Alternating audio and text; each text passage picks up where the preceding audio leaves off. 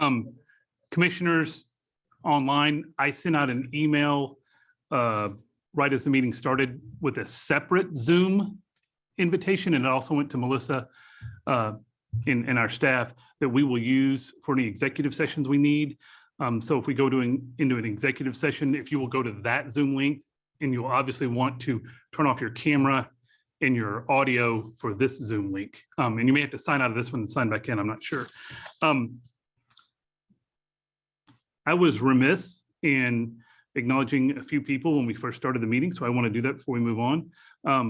Tony from the state of Vermont has joined us. He is a representative of the state of Vermont government, and we appreciate his attendance today. We look forward to coming up there in next month and seeing what it's like to have actual seasons as opposed to perpetual summer. We also always like to recognize Dan Schrum, who's attending with us online today. Dan is the executive director of our low-level forum that's very important to us. My understanding is Dan spent a week in my and Representative Burnham's hometown of Fort Worth this past week, and he's been told he's not welcome back anytime soon. So we appreciate Dan joining us today. And I forgot something that was very, very important, and I am going to be in a lot of trouble for it. I forgot to mention that today is my oldest daughter's 21st birthday. So I seriously doubt that she is watching this because she never has watched anything I've done. So, but I wanted to be able to say, I said on the official record, happy birthday, Lauren. So thank you for indulging me in that. With that, we are going to jump around a little bit. We are going to push item 6 on our agenda down a few spots so we can knock out a few things before we get back to the rules, because those are very important and I want to reserve plenty of time to discuss those at the end. So with that, we will move on to item 7, which is our capacity committee report. And I will call on Commissioner Edwards, who is the chairman of our capacity committee, to give us a brief report on what's going on with them. So our work continues. We've sent out an information request to WCS. They are still working with us on identifying exactly how we satisfy that request. And we're just progressing. Nothing new to report beyond that. Thank you, Commissioner Edwards. As I've said many times, although we've never really had to address the issue of capacity because it's never been a looming matter at our doorstep, it is at the core of our mission. So the work of the capacity committee is critically important, and it will become more critically important as we progress and activity at the compact waste facility hopefully picks up. And so we are appreciative of all the work that Commissioner Edwards and Commissioner Morris do on that committee, and we will look forward to their further reports in the future. That concludes item 7. We will move on to item 8, which is a contingency plan committee report, and I will turn it over to Commissioner Mundy, the chairman of that committee. Thank you. First, let me say, as we always say almost on the contingency reports, we don't make comments because we're expecting to have a problem. We make comments to try and anticipate things, so in case something ever did occur, we're prepared as best we can be in advance. So my comments and anybody else's comments on this do not in any way mean that we think there's a problem on the horizon. So I want to make that just absolutely clear. And with that, after the last meeting in Andrews, with the volume and queries we approved out there, question came up whether or not we should be adding something to our contingency plan to inform the governor's office and legislature about whether or not and what if things hit the annual limits and what should be done about that. Our committee is comprised by Vermont Commissioner Bradford, the chairman Hurley, and then Linda Morris. And Commissioner Morris is on the capacity committee, and Chairman Hurley basically sits on all the committees. So we have 2 people in the capacity committee universe that overlap with the contingency. So we had a meeting just to kick around whether or not we need to update it. Certainly didn't make any decisions, and bottom line conclusion was we'll wait to hear from the capacity committee, but I would expect somewhere before the legislative session begins that we would probably add something to our report It's not saying we will, but I think there's a reasonable chance that could happen just to address the what if scenarios about hitting limits. So that's it. Thank you very much, Commissioner Mundy. We appreciate all the work the contingency committee does. Obviously, that is a statutory mandate in our governing law that we also take very seriously, and is again very important. So we appreciate all the work they have done. We look forward to future reports from them. So again, based on the thought that we will likely go into an executive session with item 9, we're going to skip over that momentarily and go to item 10, which is a report from waste control specialists. So we can get that done. And then we will, after we get through with that, we will then go back, revisit items 9 and 6 on the agenda. So with that, I will call on Mr. Carlson to come forward and give us a report. Thank you, Chairman. Is this on? Great. I am David Carlson, President of Waste Control Specialists, and we'll report on the WCS facility. So just to talk about current fiscal year and what's been disposed so far. And again, that's the fiscal year starting September 1st and continuing through the end of August. In compact, we've disposed of 9,203 cubic feet of waste and 10,274 curies. Out of compact, 23,394 and 83,904 curies. So the totals that are in the facility as of the end of July are 249,708 cubic feet. That's 8% of licensed capacity. That's a bit over 50% of the constructed capacity as of today. We have 450,000 cubic feet constructed out of 9 million cubic feet that's licensed. In terms of decayed capacity, it's 524,758 curies, decayed, which is 13% of the licensed capacity. Looking at payments, we just made the following quarterly payments to TCEQ, $1,943,208, to Andrews County, $568,856. So the total since inception are $68,320.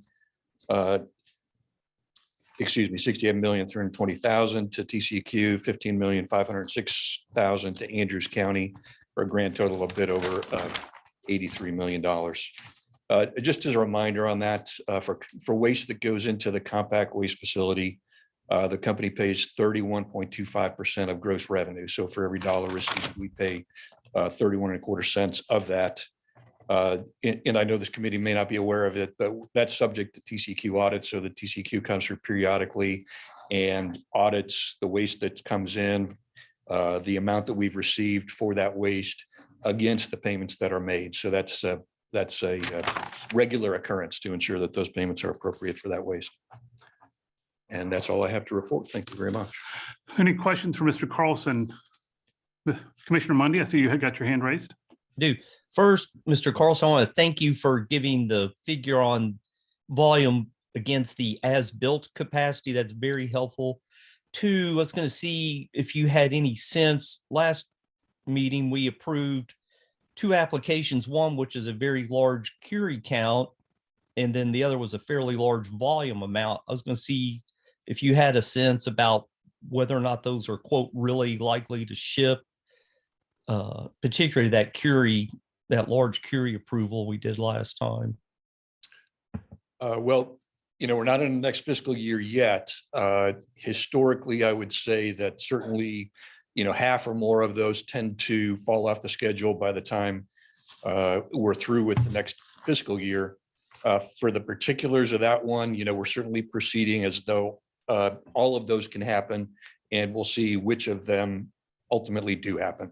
So I really don't have updated information on that. I think as we get into the first quarter of the Texas fiscal year, we'll get perhaps a better understanding of that. Thank you. Any other questions for Mr. Carlson? Seeing nobody raising their hands, we will thank you very much. Thanks, Dave. With that, we are through with item 10 on the agenda. We will now go back to item 9. Item 9 is the potential improper importation by out-of-compact parties in September of 2021. I want to introduce this item and explain it, and then I believe we will need to go into executive session to seek counsel from our legal representative, Ms. Juarez. So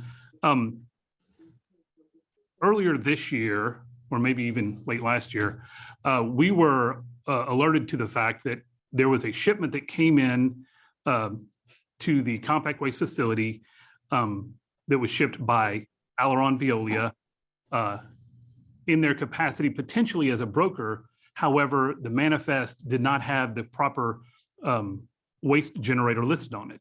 There was a waste generator out of the Rocky Mountain Compact that goes by the name Rio Grande Resources Corporation that had waste that it hired Aileron to broker and dispose of. However, Rio Grande Resources nor Aileron ever got the appropriate export authorization from the Rocky Mountain Compact. And when we looked at the documentation, it appeared that the waste of Rio Grande Resources was actually represented to be the waste of Aileron.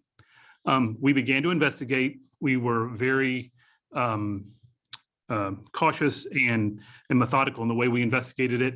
We spoke to Rio Grande Resources. We also spoke to Aileron. And I want to say this, and I'm sure I'll say it multiple times. Aileron was incredibly cooperative, was very forthright with us, provided us all the information we requested. We appreciated their willingness to be an open book. But after several months of investigation and receiving some documents recently from Aileron that we sought to help us have a better understanding of the issue, we are now at the point, we believe, where we have received all the information we need to make a decision about what we're going to do. From a practical standpoint, during the pendency of this investigation, we have not issued any of the condition release letters or the courier release letters requested by Aileron. So they have not been allowed to dispose for approximately the last 6 months. The issue before the commission now that we will now seek some legal advice on is what other actions, if any, we plan to take in connection with this. As I said, there is not really a dispute as to whether or not the events that I just described occurred. Instead, it's just a question of what we think is appropriate to do at this point and what our legal options are. So with that being said, before I announce the closed session, any commissioners want to make any more comments or questions in the open meeting before we adjourn into a closed session? Mr. Mundy, you're on mute. Yes, for the record, informed the chairman about this last week, but on this matter, I'll be recusing myself from participating or making a decision or participating in the executive session. The reason for my recusal is last week, I'm a lawyer, and last week, one of my clients called in the course of working on a case for them, say they had a new board member going on their board. It's the Trinity Edwards Spring Protection Association, and their executive director informed me that Andrew Weber, who is the attorney for Aileron in this matter, was going on the board of my client. Obviously, that's something that I don't think Mr. Weber knew I was a lawyer for that client, and I didn't know he was going on the board. So it all sort of happened very quickly. When I found out, I called Chairman Hurley within an hour, said, hey, here's the situation. And just to avoid any appearance of conflicts of interest, I'm going to recuse myself and won't be participating in the executive session. Thank you very much, Commissioner. We appreciate it. So any other comments from any commissioners before we go into executive session? Okay, then the time is currently 10 a.m. On August 23rd, 2022. At this time, the commission will go into closed session pursuant to Texas Government Code 551.071 to obtain the advice of legal counsel for agenda items number 9. The commission requested all non-commission members, actually, do we need them to leave the room, or can we go to a different room? We can go to the different room. We can go to the different room. So everyone who wants to stay can, we will adjourn to a separate room where we will have this closed session. The commission will continue to meet with our legal counsel, who is appearing by video conference. For those of you online commissioners, you should have gotten the invite via email for the different Zoom link. So again, I think the appropriate thing to do is to sign out of this Zoom, sign into the new Zoom. That way there's no question about if there's a hot mic. And so we will go into closed session for everyone's planning purposes. I would think that this would take, This meeting is being recorded. the time is now 10:54 a.m. on August 23rd, 2022, and the commission is ending the closed session of the meeting.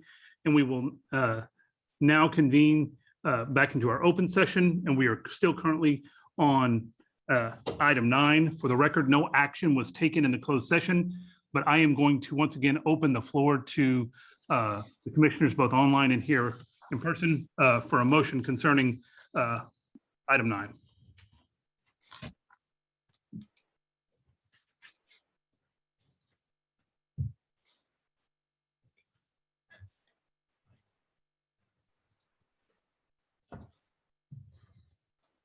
Chairman Hurley, I move that the commission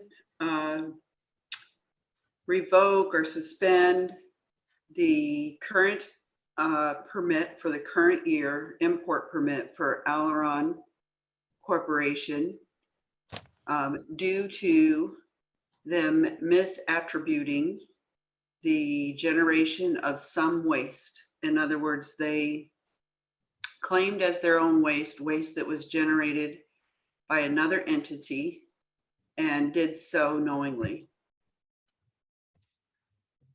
There's a motion. Is there a second? Second. There's a motion and a second by Vice Chairman Salzman. We will now open up the floor for discussion. And for clarification purposes, the current agreement that Aileron has with our commission for the importation of low-level waste goes through our disposal year.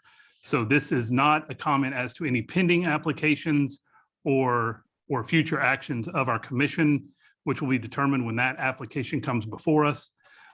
However, this is a motion related to the current import agreement that is in place now with our commission for the current disposal year. With that, I will open it up, and I will encourage all of the commissioners to make sure that we make all the comments we want to make about this issue. And also, I will note that, again, Aileron has been very forthright and helpful, and they have sent 2 representatives today to attend our meeting remotely. Julian, I don't want to say Julian's name wrong, Owak and Dwayne McLean are both online from Aileron, and they have expressed that they were willing to answer any questions that we have. So if any of the commissioners have any questions for Aileron also, we will call on them to answer them. So with that, I will once again open the floor for discussion on the motion. Just to give the commission my perspective and the public, we have information that says that Aileron manifested a shipment that and applied for an import application that attributed some of the waste that was contained in that shipment to themselves, that they generated it as a company, when in fact it was waste that was generated by a different company. And because of a policy that has since been rescinded, they attributed the waste to themselves because they did not have an export permit from their compact as required by their compact and as required by our compact. And it is acknowledged on my part that it is a small amount of waste, and it is not a significant amount of activity that that waste contained. Nonetheless, it is a knowing falsification of the information, and we as a commission do not entirely rely upon people's integrity, but we certainly do to some extent. And the willingness or the ability for a company to knowingly falsify any part of their import application is, in my mind, a serious transgression. We've been advised by legal counsel that we can only take action on the existing import application at this time and must wait for any future applications to consider further actions. So that's why my recommendation is limited to this this currently active import application for the current fiscal year. Thank you, Commissioner Edwards. Other commissioners, please share your thoughts or any questions you have.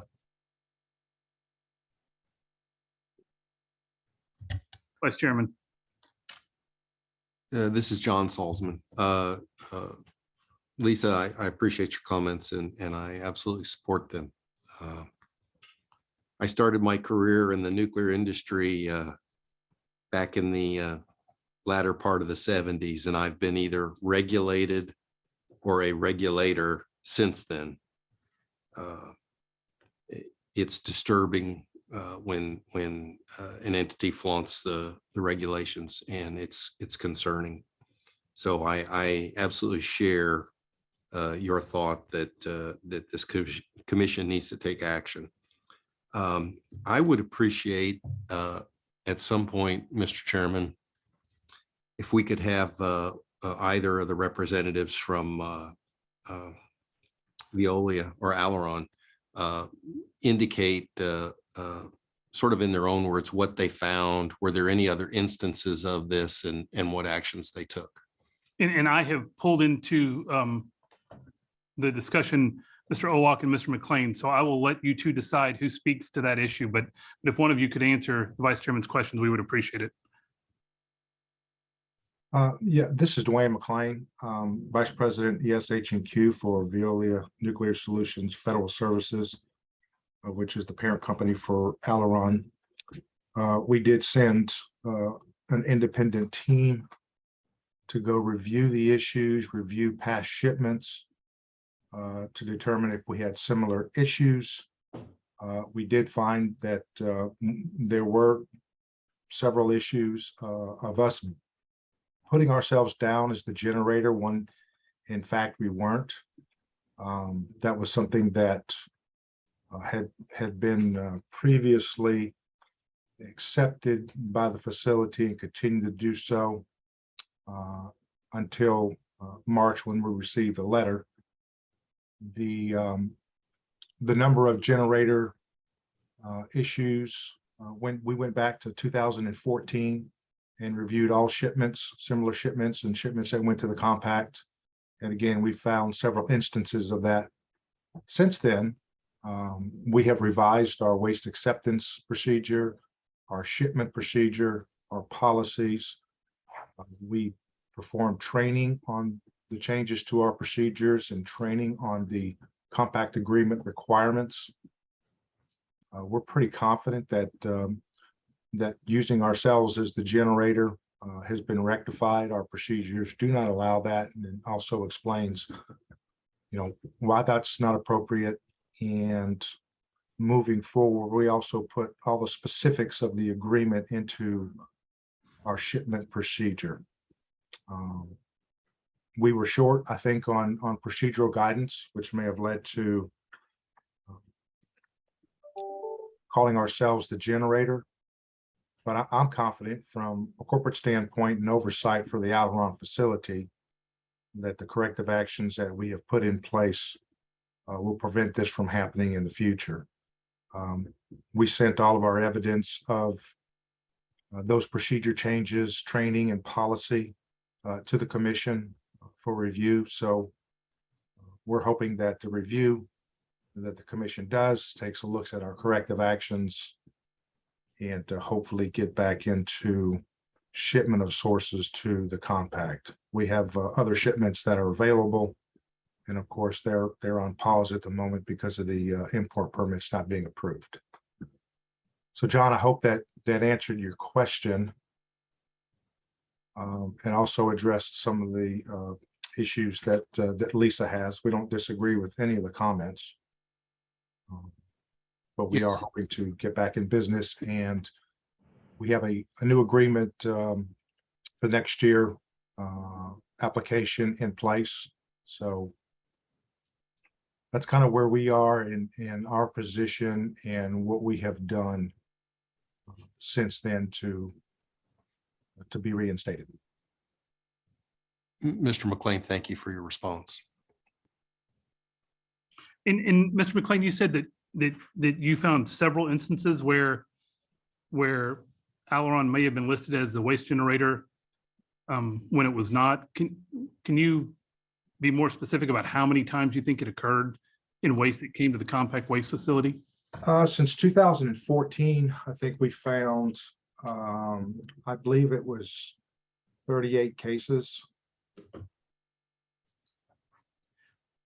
And I don't know if you have these numbers in front of you, but what kind of volume of waste or Curie volume of waste do those 38 shipments represent? Even if you can just provide us a range. Yeah. Hey, Julian, you want to answer that question?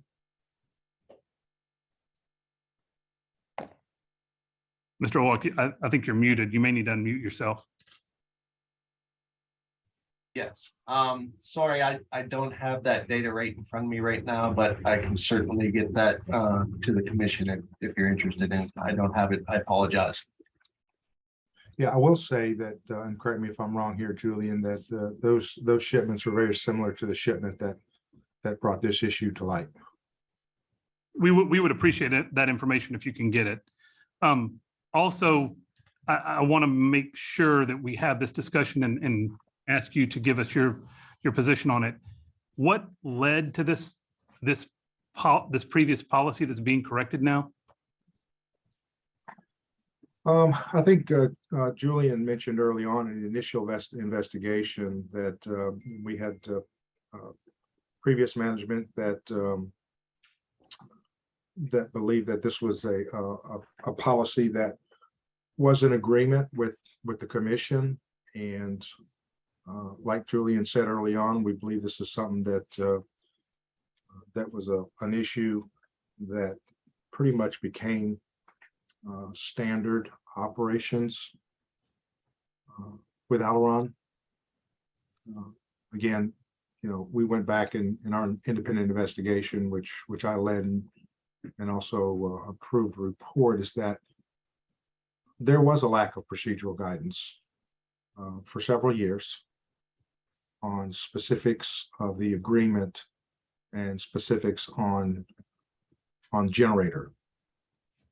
So I believe, and we concluded that was part of how this came to be.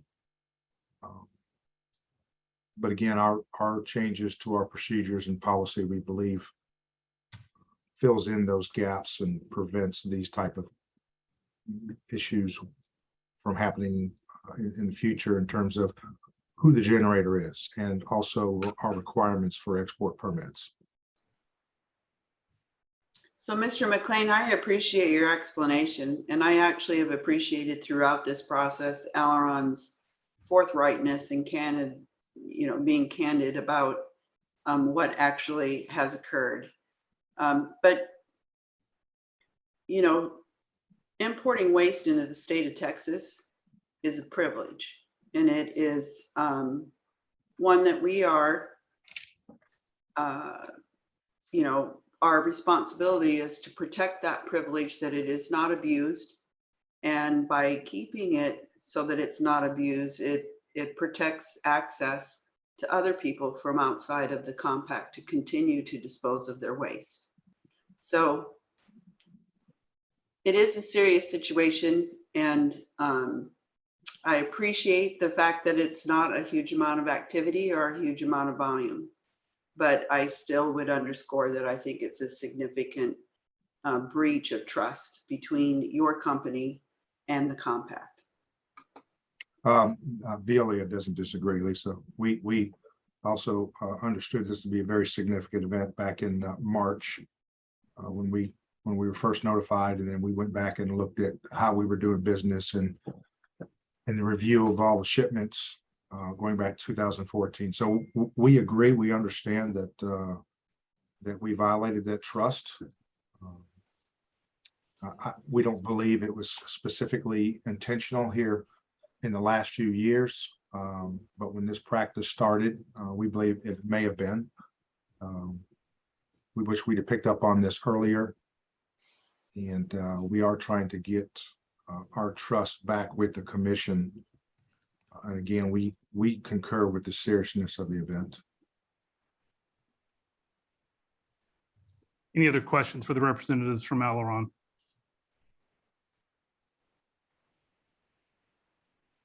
Once again, Mr. McLean and Mr. Owak, we appreciate you providing us the information. We appreciate your candor and your willingness to work with us. And we obviously, as Commissioner Edwards said, take this matter very seriously. However, we do very much take into account the manner in which you all have handled it and the way you have stepped up to the plate and been very honest and forthright with us, at least from my personal perspective, has a big impact on how I view this violation and what future actions may be taken. So we appreciate it. Commissioners, any other comments or discussion about the current motion or the issue represented in item 9 on our agenda?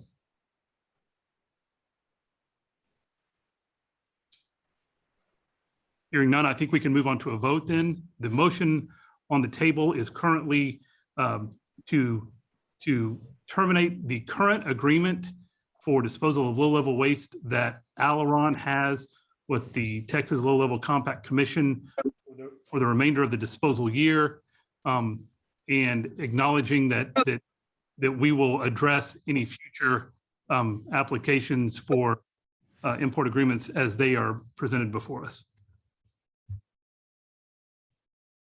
So with that, I will call for a vote.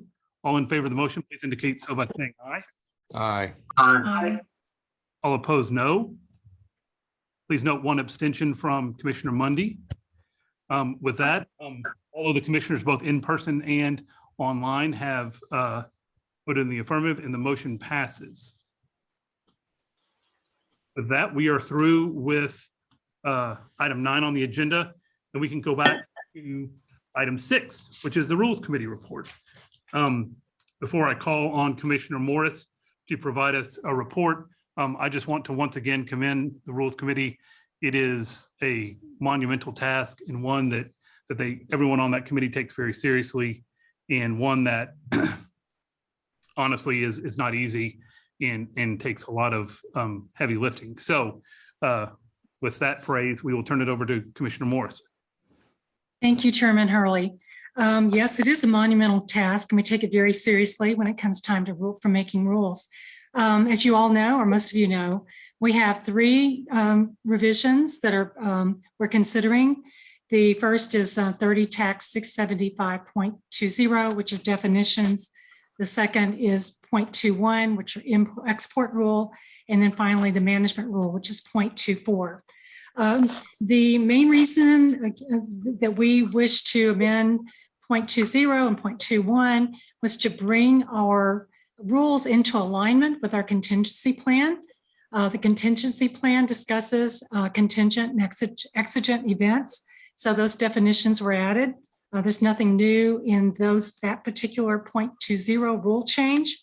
However, we did make some changes in the last 10 days, which were placed on our website for everyone to take a look at for the 0.21 export rule. So quickly to summarize what those changes were, again, mainly the reason we're doing this is to bring the rules into alignment with the contingency plan. But essentially, we said that it was to allow the Compact Commission to meet really on an emergency basis if there are exigent or contingent events. And so we changed item or paragraph G. Muted yourself, Linda. There you are. Oh, wow. Okay, after all that, sorry. Anyway, so we are changing, we made some significant changes in the last week or so to part 0.21. The changes just in review are item G, review of petition. So after receiving the export petition and any comments about the petition, the commission shall no earlier than 15 days after the petition is posted and no later than 75 days after the petition is posted, unless contingency or exigent events exist that justify acting sooner. So that is a change that allows us to take quick action. And we can do that. Also, we added a statement to item H. That's titled, that section is called Decision by the Commission, saying that export petitions approved by the commission are effective immediately. Again, this kind of reflects the lesser hazard associated with Class A waste, which are the only ones that can be exported to other sites, disposal facilities. So that's kind of what we've done there. What we'd like to do is recommend that the Compact Commission today consider recommend or approve the publishing of 30 tax 675.21 and 0.20 in the Texas Register. We are working on the preamble. I think Stephen and our counsel, Melissa Juarez, are working on the preamble for that. There would be a 30-day comment period, after which time we would be responding to those comments and making any final tweaks if necessary. So that's kind of where we are on the definitions, 0.20, and the export rule, 0.21. So are there any questions that anyone might have at this point, fellow commissioners, that you might have about this recommendation? And I will only add to it, the discussion about making those export authorizations effective immediately was a result of, obviously, when it comes to import agreements, that is a contract signed by the generators and the commission. So it requires a written contract to be signed and executed that can't be effective until all the parties sign.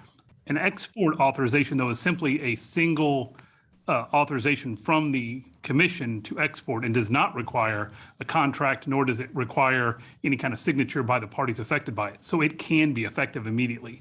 That's the reason we agreed to do that. And we will treat, we cannot do the same thing for import agreements because of what I just described. So with that one extra explanation, are there any other questions for Commissioner Morris about these proposed rule changes?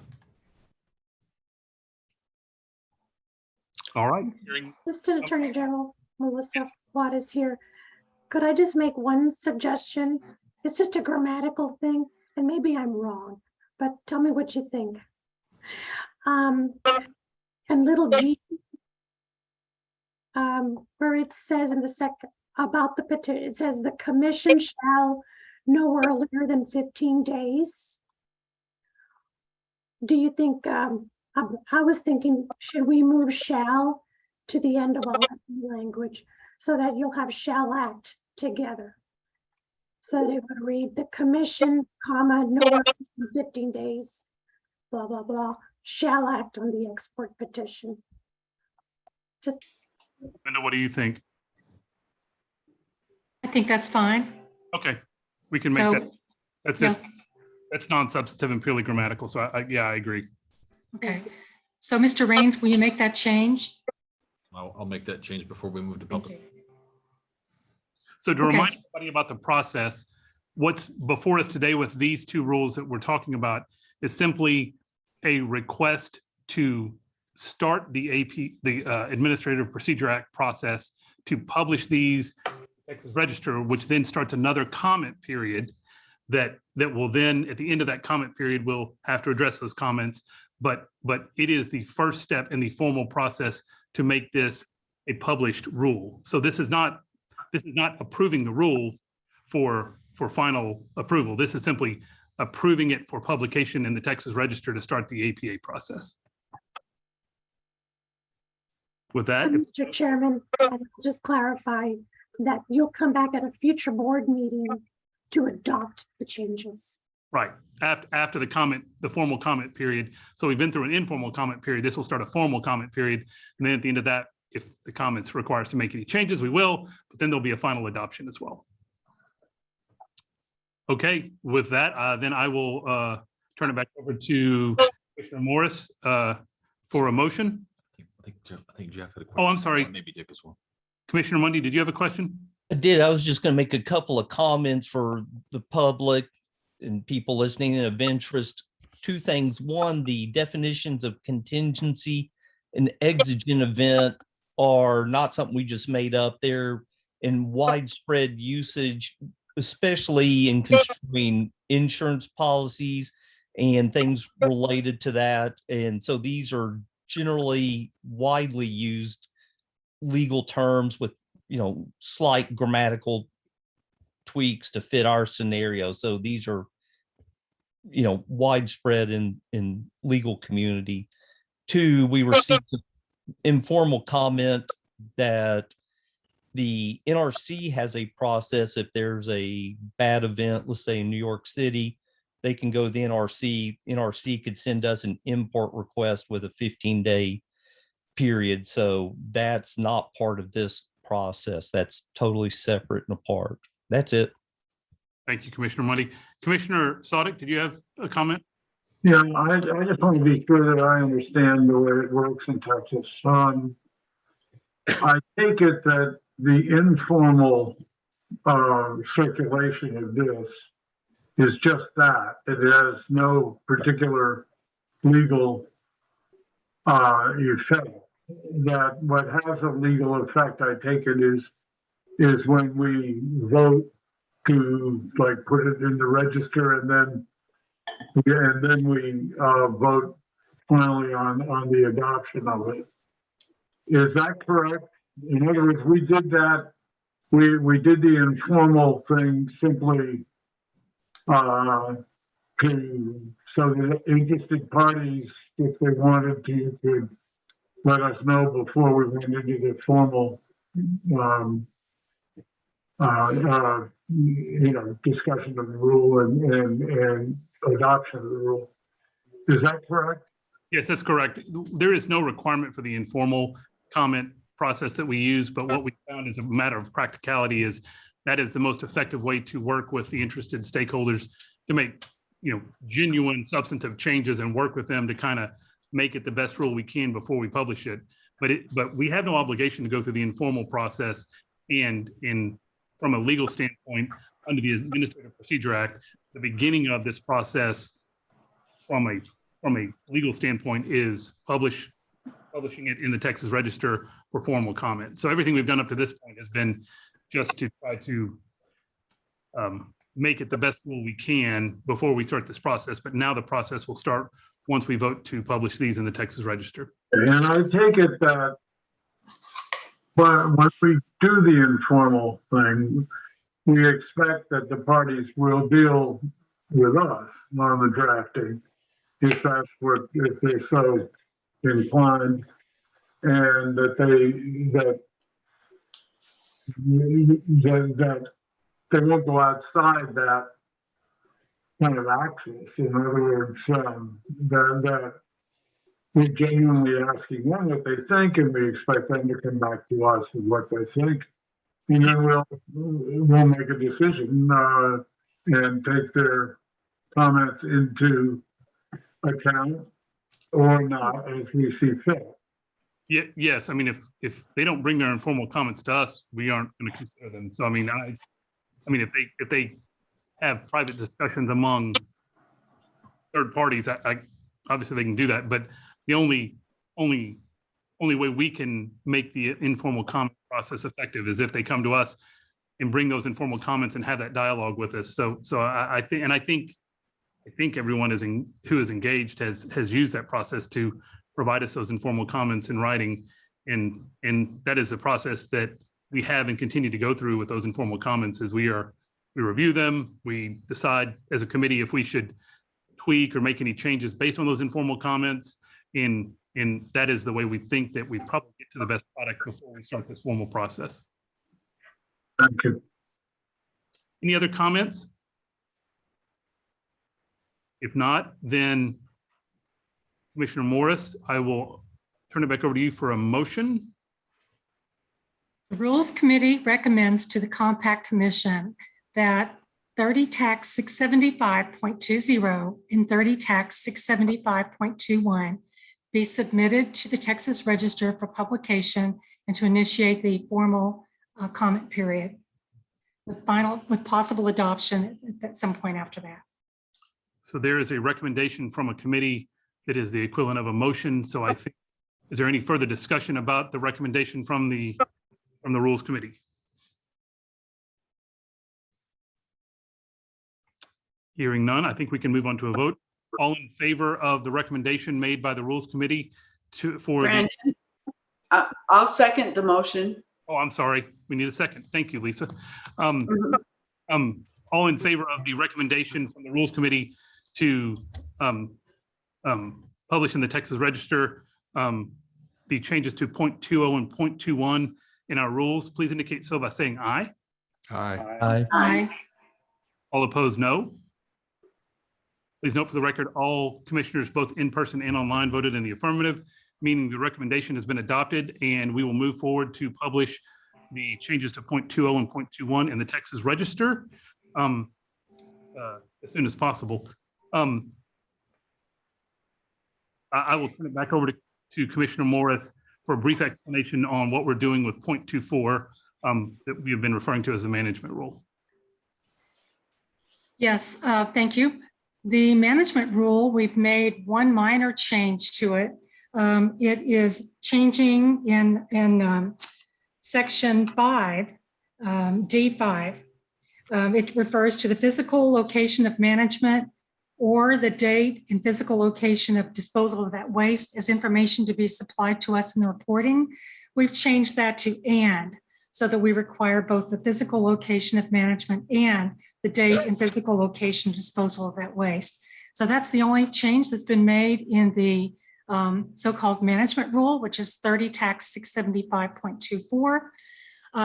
After discussion with the Rules Committee is not recommending the submitting the this particular rule for publication in the Texas Register at this time. We would like to defer consideration to the November meeting.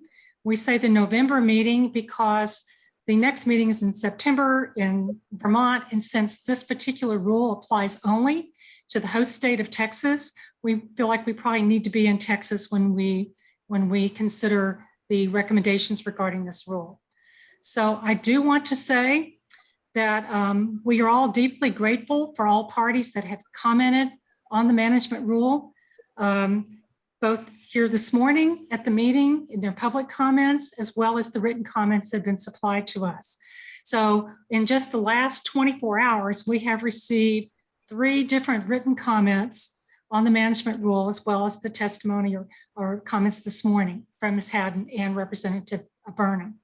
So we would like to request folks continue to let us know what they think about the management rule, pros and cons, letters to support, recommendations for changes, so that the November meeting we can take an action on this particular rule. So Thank you, here we Commissioner are. Morris.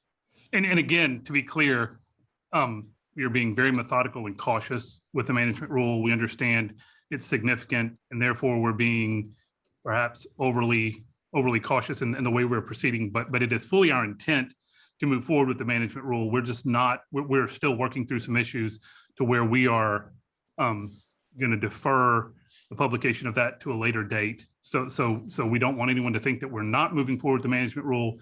It's just that we are still working through a few issues and talking to some of the stakeholders to make sure that we get it as tightly worded and as effective as possible. So I wanted to make sure that there's no impression left that we are not moving forward with it. So, but we again thank the Rules Committee, thank Commissioner Morris for chairing it. And with that, we will be through with item number 6. And we can move back to the normal agenda, which would get us to item number 11, which is the chairman's report, and it will be brief.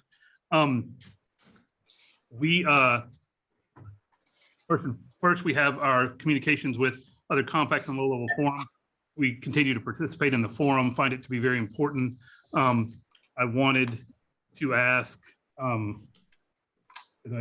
may not have these dates right. I wanted to call on Dan Schrum to provide us the date of the next forum meeting and the location. So Dan, if you could tell us when the next forum meeting and the next location is. Thanks. The next meeting is October 12th and 13th. It will be held in Baltimore at the Royal Sonesta Hotel, which is right on the harbor, Baltimore Harbor. So Yeah, thanks for the opportunity to let everybody know that. And the speakers, one of the speakers will be a NRC commissioner, correct? It will be the chair. Yes, it will be Commissioner Hanson. Okay, so again, important meeting, anyone who wants to attend, thank you, Dan. The work of the forum continues, and it is vitally important to us on a national level. So we are happy to be involved with it. We continue to participate. The next thing is, in our last meeting, we talked about the need to pass a budget. This is a little bit of a nuance in our statute. Last meeting, we approved our appropriation request, which is referred to as an LAR. However, our statute also requires that on a yearly basis before the beginning of our fiscal year, which is September 1st, that we actually pass a budget. So commissioners, there is a budget in your packet towards the end. It is a simple, a somewhat simple document that just simply lists all of our expenditures and the line items. And it is on page 166 of your packet. It looks very similar to our previous year's budgets. We obviously have the allocation already for this coming fiscal year, but this is the simple breakdown of how we intend to spend that money. As always, I sound like a broken record, but we are very, very careful stewards of the money that's given to us, because we understand that in a world where there's limited funds, we need to be careful in the way we spend our money. But I think we are very judicious in the way we spend our money, and try to be as cost conscious as possible. But with that being said, I will now entertain a motion to approve the fiscal year 2023 budget listed on page 166 in our packet.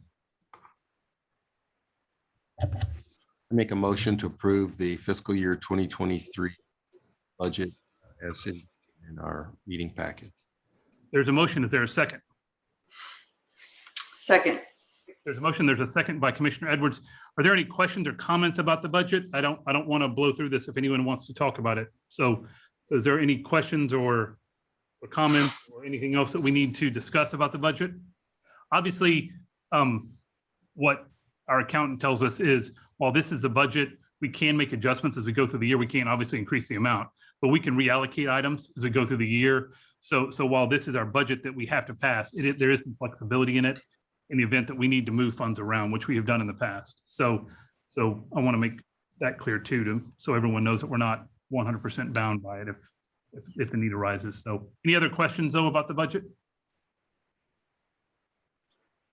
Hearing none, we can move on to a vote. All in favor of the motion to approve the commission budget for fiscal year 2023, please indicate so by saying aye. Aye. All opposed, no.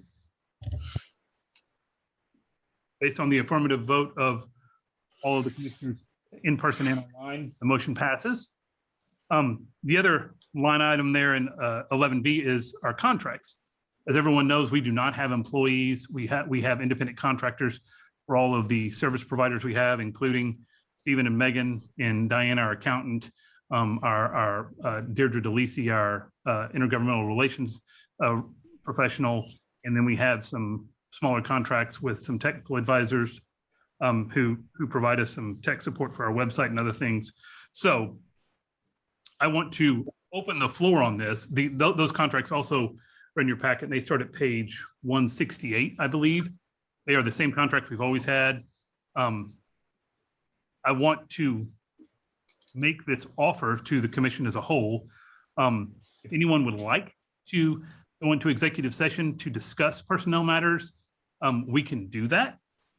If no one has a desire to do that and they would just like to move to approve the contracts, we can do those one at a time. But I want to open up the floor to see if anyone would like to go into executive session to discuss any personnel items associated with these contracts.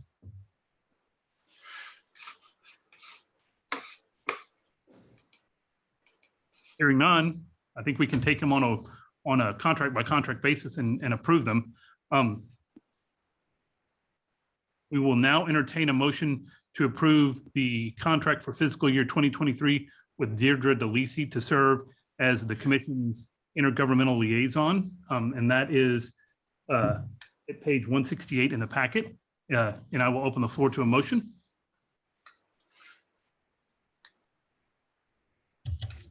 Make a motion to approve the contract between the commission and Deirdre DeLisi as indicated in our meeting packet.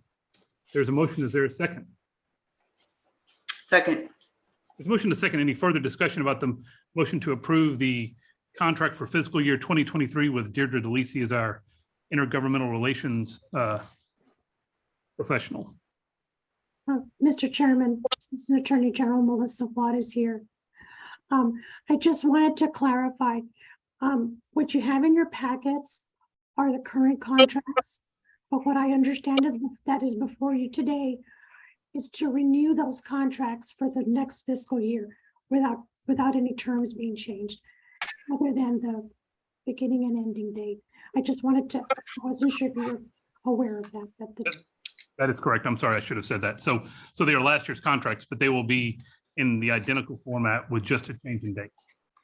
So there's a motion and a second. Any further discussion about the proposal to approve the fiscal year 2023 contract with Deirdre DeLisi? Hearing none, we can move on to a vote. All in favor of the motion to approve the contract for fiscal year 2023 with Deirdre DeLisi and the commission, please indicate so by saying aye. Aye. Aye. Aye. All opposed, no. Motion passes. The next contract will be the contract between the commission and Megan Reed. As everyone knows, Megan is critical to our operations. She is kind of the person to make sure everything works. So with that, I will open the floor again to a motion to approve the proposed contract with Megan Reed for 2023. I make a motion to approve the proposed contract with Megan Reed for fiscal year 23. There's a motion. Is there a second? Second. There's a motion and a second. Any further discussion about the approval of a contract similar to the one contained in your packet between the Compact Commission and Megan Reed for the fiscal year 2023? Hearing none, we can move on to a vote. All in favor of the motion to approve the contract between Megan Reed and the commission for fiscal year 2023, please indicate so by saying aye. Aye. Aye. Aye. All opposed, no. Motion passes. The next contract up for consideration will be the contract between the Compact Commission and Mike Coffey. Mike Coffey is the technical person that I mentioned earlier. He has a very small contract with us on a monthly basis where he provides IT support for things like our website and some of our other technical things like creation of forms. And he provides it on kind of an as-needed basis in very small amounts. So I'll open the floor to an approval of the contract for fiscal year 2023 with Mike Coffey. Make a motion to approve the fiscal year 2023 contract between the commission and Mike Coffey as proposed in our meeting packet. There's a motion. Is there a second? Second. There's a motion and there's a second by Commissioner Mundy. Any further discussion about the motion to approve the contract for fiscal year 2023 between Commission and Mike Coffey? Out of curiosity, do we have a record of how many hours Mike's services were actually utilized during the last year? He sends us a bill every month and is paid on an hourly basis. So he only is paid for the time he actually spends. But I would say on average, it is 2 or 3 hours a month is about all we do. probably between 2 and 7 hours a month. Some months, because of needs, it may go up to 7 or 10. But generally, he just provides kind of routine maintenance on the website and updates. So it's usually 2 to 3. And I believe his hourly rate is $200 an hour, which we have found to be in line with IT professionals. So any other questions or comments?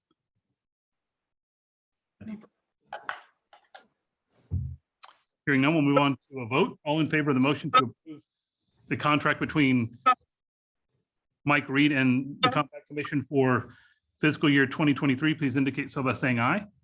Aye. Aye. All opposed, no. Motion passes. The next contract will be the one between the Compact Commission and some guy named Stephen Rains. Stephen obviously is our executive director. Again, he and Megan are the lifeblood of what we do, and we simply wouldn't operate without him. So I don't know if I can say anything more than that. So I will just open the floor to a motion. I make a motion that we approve the contract with Stephen Rains for fiscal year 2023 as proposed in our meeting packet. There's a motion. Is there a second? Second. There's a motion in multiple seconds. Any further discussion about the motion to approve the contract between the Compact Commission and Stephen Rains for fiscal year 2023? Hearing none, I think we can move on to a vote. All in favor of the motion, please indicate so by saying aye. Aye. Aye. All opposed, no. Motion pass, all commissioners, both present and online, voting in the affirmative, the motion passes. The final contract is the contract between the Compact Commission and Diane Fulmer. Diane is our accountant. Again, I don't think we can operate without Diane. She does things that all of you probably have been impacted by, whether it be reimbursements, but Diane does a lot more than that. She obviously is the primary driver of our legislative appropriation request. She deals extensively with the comptroller's office and others.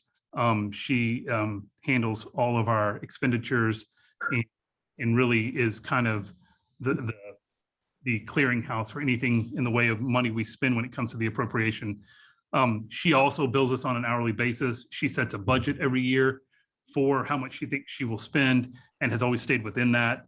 So with that, I will open it back up to another motion. Make a motion that we approve the contract between the commission and Diane Fulmer for fiscal year 2023 as proposed in our meeting packet. There's a motion. Is there a second? There's a motion and a second by Commissioner Saudick. Any further discussion about the proposed contract for fiscal year 2023 with Diane Fulmer? Hearing none, I think we can move on to a vote. All in favor of the motion to approve the contract with Diane Fulmer for accounting services for fiscal year 2023, please indicate so by saying aye. Aye. Aye. All opposed, no. Based on the affirmative vote of all commissioners in person and online, the motion passes. With that, I believe we've done all of our contracts. We appreciate your participation and patience with us on that for those of you in the audience. And the final item on the chairman's report is our legislative update. Not much to say here other than obviously, as we do every 2 years, the legislative session will once again start in January. Part of that legislative session could include a sunset bill related to us. I always say this, we are not subject to being sunset, but we're obviously always subject to any recommendations that the Sunset Commission makes. I will let Stephen explain that process again and where we are in it, but I want to once again reiterate that process, while most people dread it, I thought was very informative and eye-opening and helped us to kind of do a self-review of our operations and the way we conduct our business. And I thought it was incredibly productive. So I found the process to be helpful and I won't go so far as to say fun, but it was very educational. So I appreciated the process. But otherwise, at this point, we don't have any specific legislative asks that we are going to make. That may change as we get closer to the legislative session. So we will obviously keep everyone updated on that. And with that, that concludes the chairman's report, and I will turn it over to Stephen Rains for item number 12, which is our executive director's report. Thank you, Hurley, and thank you, commissioners, for approving all those contracts in the budget for this year. In regards to the Sunset Commission, we had a hearing in front of the Sunset Commission that Chairman Hurley presented at on behalf of the commission, where they had opportunity to ask questions of the commission in relation to the Sunset Review. We got, Chairman Hurley, I believe, got one question asked of him regarding a matter with lithium batteries, actually. But we didn't get any other questions from them. And so far, we have gone through the comment period and received comments that were made to the Sunset Commission by interested parties. I believe I've sent copies of those comments to the commissioners if you'd like to review them. See what the public actually said in regards to that. If I've not sent them to you, I'd be happy to send you a copy of what comments were made. We will move through the process. In October, the Sunset Commission will meet again and decide if they would like to take action regarding this commission, and that there will be a recommendation as to whether there will be a bill related to the Sunset Commission. It could be that we might be considered as part of the sunset legislation related to the Texas Commission on Environmental Quality as well, or there may not be a bill at all, because as Chairman Hurley mentioned very accurately, we are not subject to sunset in the same way, as it's this commission was created through an act of the federal government along with the Texas and legislatures as well. So I will update you as we get closer to that time frame. If you have any thoughts on that, please share them with me, or if you want to read more comments made by the public regarding us, I'd be happy to send them to you. The other item, Commission office space, that we obviously want to address, and I'll let you talk about it, but I have some comments about it as well. May I just ask a question though about this business of hooking us in with the TCEQ? As I read those reports, yes, they kind of considered them at the same time, but they really treated us as separate.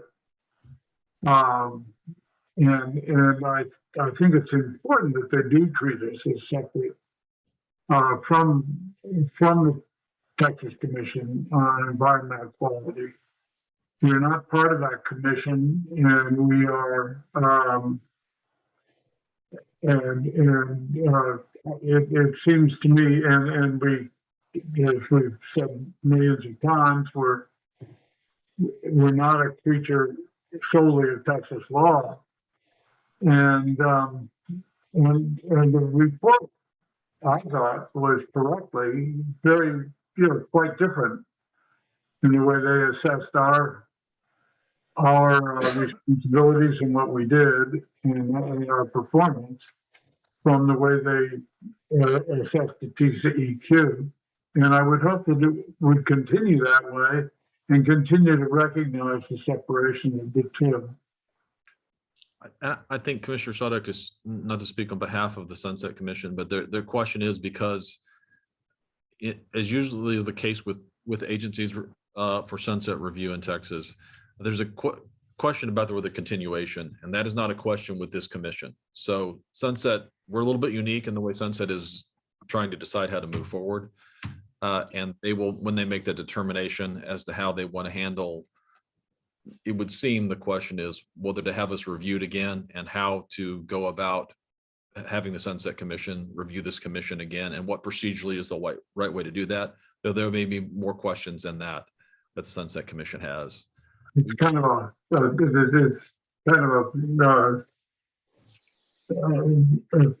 white knight situation where the sun never really sets. So I take it in my case.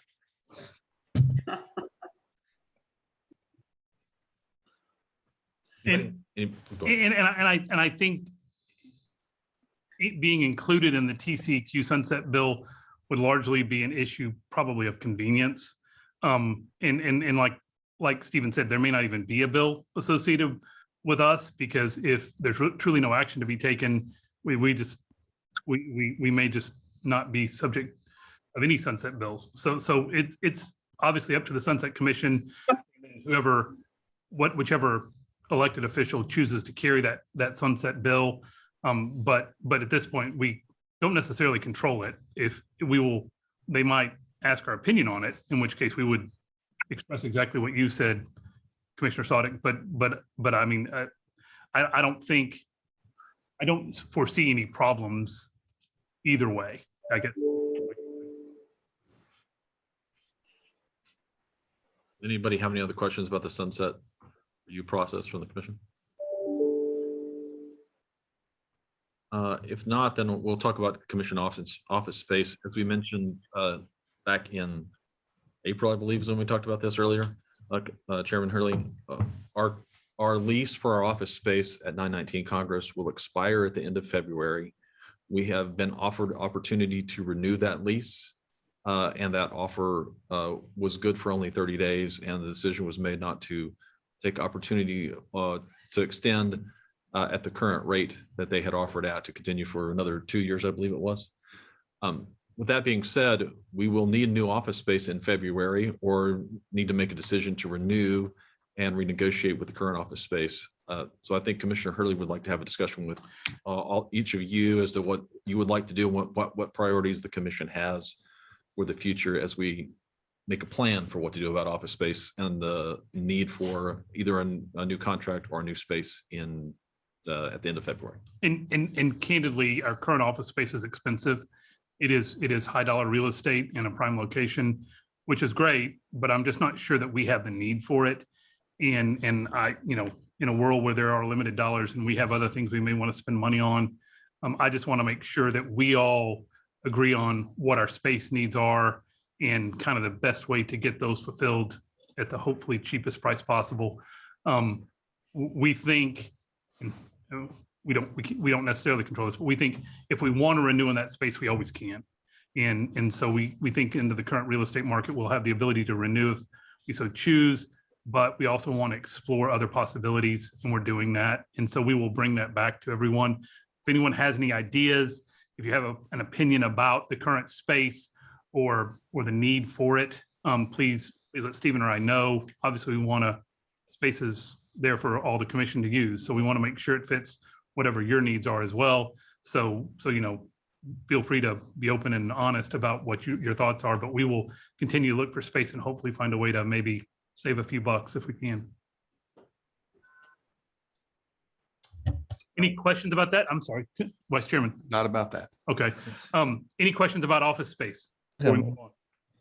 Since we have the public listening in, I would ask the public, to what extent do they sense we need a physical office space? And if so, what, if any? I mean, it seems to me the overwhelming majority of our work now is all done virtually.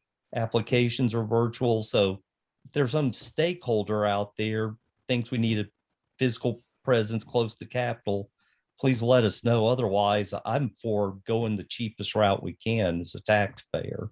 So, yeah, and I hate to sound like a lawyer, but there is a requirement in our statute that we maintain an office in the city of Austin, but that's all it says. It doesn't say it has to be in proximity to the Capitol. It doesn't say it has to be in any particular location, but we do have to maintain an office in what I think they refer to as the capital city of the host state, which of course is Austin. Well, if any of you in the public have any ideas or comments about what you think our space needs are, please, again, feel free to communicate those to Stephen, because we're crowdsourcing as much as we can on this topic. But with that, I think we are through with item 12. I want to add one more. Oh, I'm sorry. Go ahead. I was going to add, for the public's benefit, even though I've expressed to the commission, we've made some changes in relation to what the earlier agenda item about the private disposal to our importation form. There will be a new additional requirements on folks bringing in waste that are waste processors or brokers, and that will require additional information provided to the commission about that process and what they may have done if they choose to self-generate. They will have to submit additional reporting requirements to that. And also, from our last commission meeting, there was a discussion amongst the commission about putting a requirement that we on the form for importation about the terms for each application for importation, and that is now a requirement. We changed that form slightly, but we shouldn't have any more challenges with that we mentioned. They will have to fill that out for us. And there was one raised hand, and so I'm sorry, Ms. Gosseley, I did not see that. So let me call on you, because it looked like you had a comment to make. Yes, I do. I'm Susie Bell Gosseley, and I am speaking in favor of having the office. The public really needs to have access to the organization, and that would be the way a normal citizen would be contacting any governmental agency. So I'm glad that it's written in the bylaws, but I definitely wanted to give verbal support to that idea. So, you have to think think in terms of being a public agency. And so you have to have access by the public. So thank you. Thank you, Ms. Gosseley. Mr. Rosen, you also had your hand up. Yes, sir. Thank you, Mr. Chairman. In addition to Ms. Gosley's comments, I wonder how large an office would be appropriate, in as much as we have no idea how many times or how often each of the commissioners have availed themselves of the public office. That would be a good piece of information to know. I will say this, I do not think there are any commissioners that make regular use of our office now. On occasion, we have had committee meetings there. For instance, if we're having a commission meeting and we want to have a committee meeting the day before, we will use the office for that. And so really, to me, one of the critical needs of what our space needs are is access to a conference room for that kind of thing. Obviously, we also want to have working space for our staff. So in answer to your question, I don't think, other than at things like committee meetings, we make much use of the space. And so that is one of the reasons that I say that, you know, we need to seriously assess what our needs are and try to meet those needs, but not more than we need either. So we appreciate your comments though. And I think we might have one more comment from Commissioner Ginecca. Hi there. Hopefully this microphone works. I had two questions, and that was just how many members of the public have visited the Compact Commission's offices ever?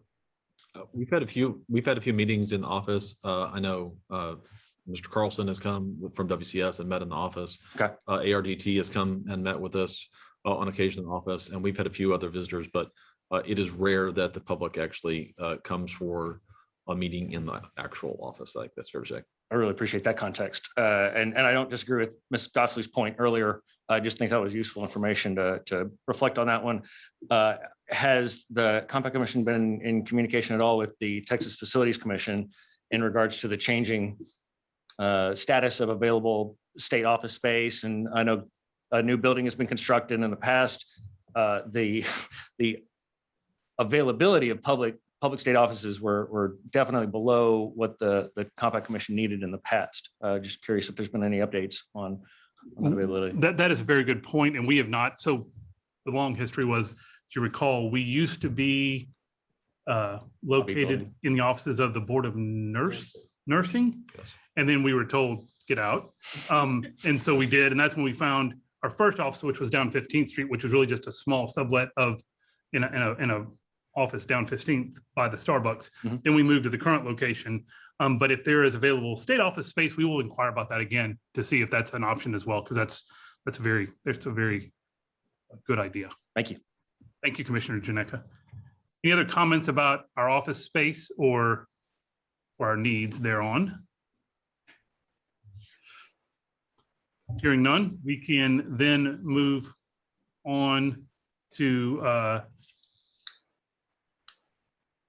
Vice Chairman Saltzman had a point. I'm sorry. Mr. Chairman, there was a question in the Q&A in the meeting that you were going to answer live. The question was, is the import year based on the calendar year? Yes, thank you for reminding me of that. The import year follows our fiscal year, which is September 1st to August 31st.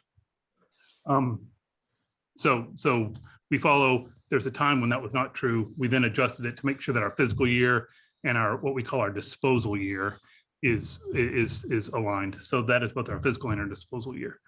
So with that, we are now on to item 13, which is a discussion about our future meetings and locations. Obviously, of most pressing concern is our next meeting is September 29th in Montpelier, Vermont. So I think I've talked to most of you about making, I say most of you, I mean on the commission, not you and the public, about making travel arrangements, because we have a tour at the Vermont Yankee facility the day before, so on the 28th at 10 a.m. So please coordinate with everyone. Everyone can talk about how we're going to best get there with the fewest cars, but we will want to be able to, Vermont Yankee is in Vernon. Not in Brattleboro, it's in Vernon, Vermont, which is Vermont, with Brattleboro being the closest large city, which is 2.5 hours from Montpelier, Dick, is that correct? Yeah, the 2.5 hours gives you plenty of time for Montpelier, So I would say. I mean, yeah, Vernon is in the south corner of the state, which makes it closer to Boston, makes it closer to Hartford. But Montpelier is about, as you say, about 2.5 hour drive between Vernon and Montpelier. So again, we will do the tour on the 28th at 10 a.m., have our meeting at the state capitol on the 29th, I guess at 9 or 10 a.m. There will be other scheduled activities that I think you've all received communications from Stephen and Commissioner Sautic about.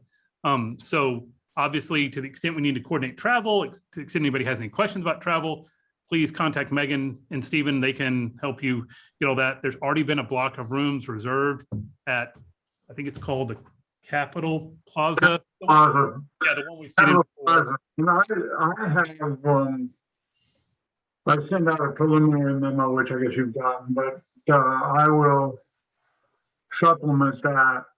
And, you know, frankly, I hope some of you will do what people have done in the past and stick around for a while. I mean, see, Vermont is a beautiful state, and it's a beautiful state, particularly at that time of year. It's right when the peak foliage hits. And so I will give you many tips as to where you might spend some time surrounding this meeting. So block off a little time. That's just not quick in and out. Yeah, we're going to have I'm going to be hosting a little cocktail party at our house. I've done this in the past, and that will be, for convenience reasons, that will be the afternoon of the 28th after Vermont Yankee. As I say, it's an easy drive back up here. And everybody, including everybody who's keyed into this meeting, is going to be invited, all the Texans and even a few Vermonters. So we hope that you will put aside that time. That's just in the afternoon afterward. And there will be one or two other arrangements which I'll send out. And I say this to myself as much as I say it to anyone, because I'm been remiss, but make your travel plans as soon as possible, because this is leaf season in the Northeast, or the beginning of leaf season in the Northeast. So flights will fill up. And so don't wait too long to make flight arrangements. And hotels too. And hotels too. We've got the block reserved in Montpelier, but to the extent you want to stay in Brattleboro the night before the tour of Vermont Yankee, you probably need to go ahead and do that as soon as possible, because those will fill up as well. So that is our Vermont trip. That's at the end of September. Our next meeting after that is November 17th here again in Austin. Oftentimes in the past, we have canceled that meeting because we don't always have a lot of import requests in advance of the holidays. But this year, I feel pretty confident we will have that meeting, if for no other reason than the rules. And we will have other business before us, I'm sure. So I feel about 99% confident that we will have the November meeting.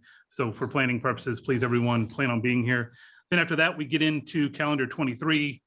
We have an early meeting in January. Again, as I always say, we will never meet for the sake of meeting. If we do not have sufficient business to justify the meeting in January, that will be canceled, but we will know more of that, obviously, as we get past the November meeting and into the holidays. So with that, does anyone have any questions about future meetings?